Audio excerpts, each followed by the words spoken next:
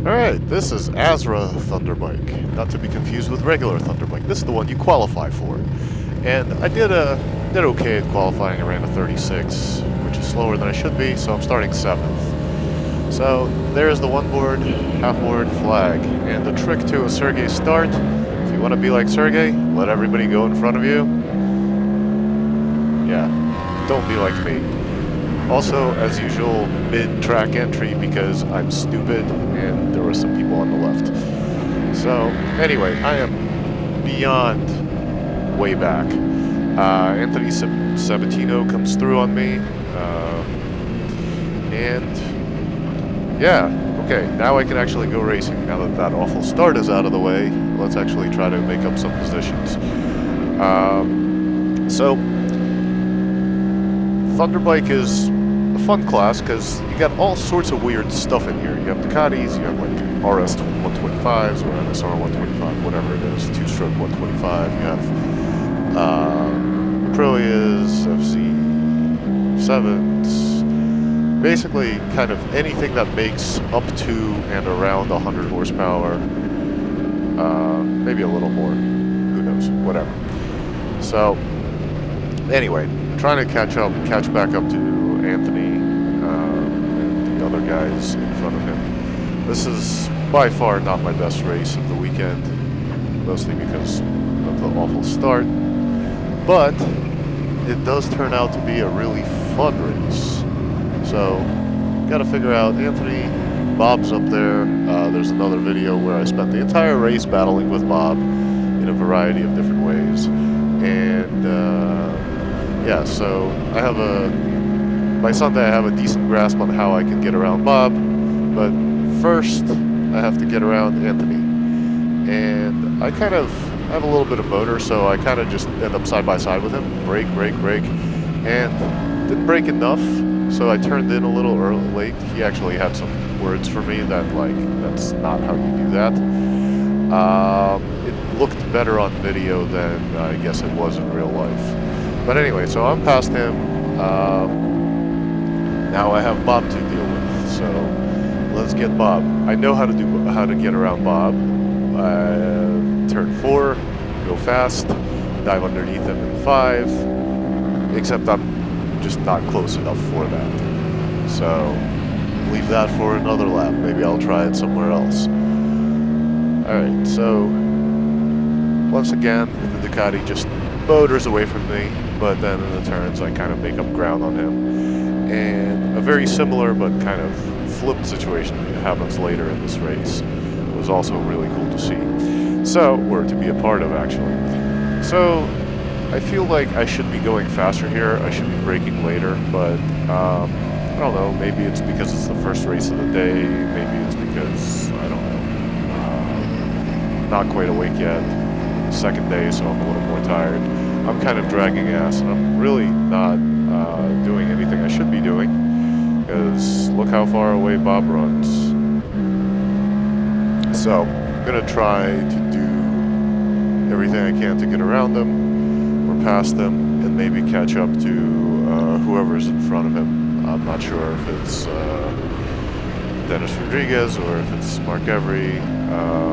Could be anybody, but I would really see those guys disappearing out there. Those are the guys I want to race with. But for the time being, I'm trying to figure out how to get around Bob, which is, you know, if you've watched the other video, you've seen it's harder than it looks. So, longish race, and I keep trying this, and I keep trying this, and I keep trying this, but I really don't get very far. So I'm going to whip it forward a little bit, just so that I don't bore everybody. So yeah, suddenly my bike sounds like a GP bike, or from the 80s, like a 125. This is actually, this is kind of what that RS 125 sounds like, or NSR 125, or whatever it is that Stewart's riding. So I kind of, for a couple of laps, I go on and try to dive underneath, don't get anything, make up ground in the corners, lose ground in the straights. This has kind of been the theme of the weekend, working around Bob. But I get a decent run down the straight behind him, and suddenly, I don't know what happens, but I'm right back up on him. Unfortunately, that doesn't actually turn into anything, so I'm gonna whip it forward again. Gonna kind of try to look underneath through 4 again. Showed him a wheel, but didn't really get anywhere. But then, coming out of 11, I'm not sure what that glitch was. Coming out of 11, I left him some room, got on the gas harder, or at least as hard as I could, which is not very hard because it is an SV, and ended up right behind him on the straight. So kind of sitting on him, but a little bit off to the side. Like I'm trying to keep at least 6 inches. I don't want to stay out of line. And then suddenly Bob just goes, I don't know where he went. No, I guess he outbraked himself, maybe spooked himself or whatever. Totally did not make the corner. So now I get to run all by myself, which is awesome because that basically means I can actually put down some decent laps. And I did put down some okay laps. I mean, 35.4 is one of these laps. So I am getting slightly better. Gradually, I'm chipping away hundreds. Last year, towards the end of the year, I was clicking 36s. Now I'm by myself without a tow. I can click 35s. So maybe in 10 years, I'll be able to do 31s. And that's probably where I'll cap out on ability. You know, just endless pursuit of perfection. But unfortunately, I started racing a little too old. My problem was I started racing after I did about 10 years of mini GP and track days and so on. My theory was hey, I'm gonna get good, then I'm gonna go racing. Well, so the problem with that thought is it takes a lot longer to get better without competition. And by having competition, you actually do progress much, much, much quicker.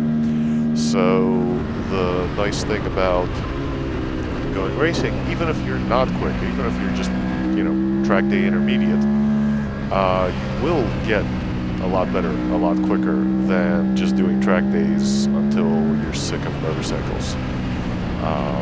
If you ever find yourself plateauing on times on track days, chances are, go racing, you'll break through that plateau pretty quickly. So, boogieing along, I'm going to whip it forward until the interesting part, because the last lap of this race turned out to be phenomenal.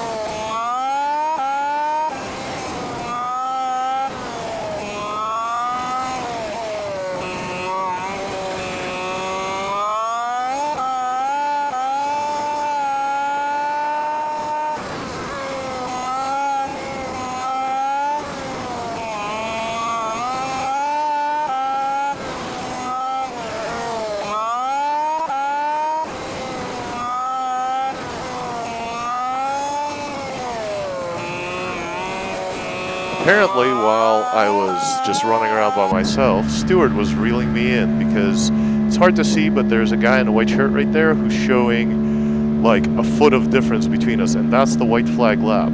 So I saw that, and I was like, who the hell is after me? I was thinking it was either Bob decided to start chasing me down, or maybe Sabatino was getting on me, or something. So I'm like, all right, well, I mean, I should probably put my head down and try to do something. The funny thing with that is, every time I do, I actually end up running a slower time than when I really actually, you know, just relax and cruise. Because you're stressed, you're more or less useful. And suddenly, around the outside of me, remember how I mentioned that outside passes rarely work unless you have a lot of vehicle advantage?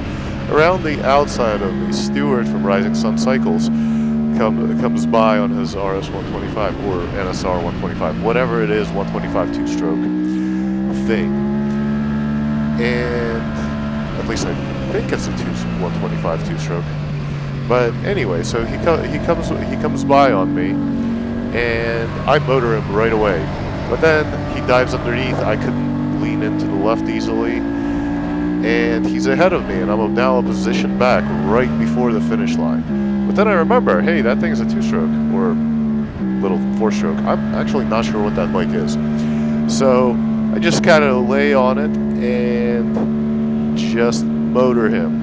Our difference at the finish line, our gap, was 0.041 seconds, so 41 thousandths of a second is all I can apparently do against a GP bike, despite having, well, a very little GP bike, despite having a lot of motor on it. So that was one of the most surprising last laps for me, because suddenly out of nowhere a bike, and that was also a very good last lap because I actually managed to defend my position twice.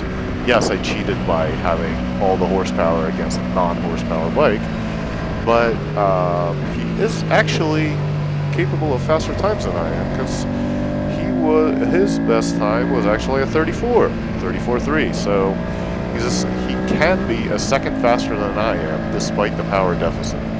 Just goes to show it's not always the bike. Anyway, if you enjoyed these, let me know. I'll be posting a couple more. There's a couple more I've already posted from this weekend. Check them out. And then I'll also just post some like non-narrated videos. So, hope you guys like this.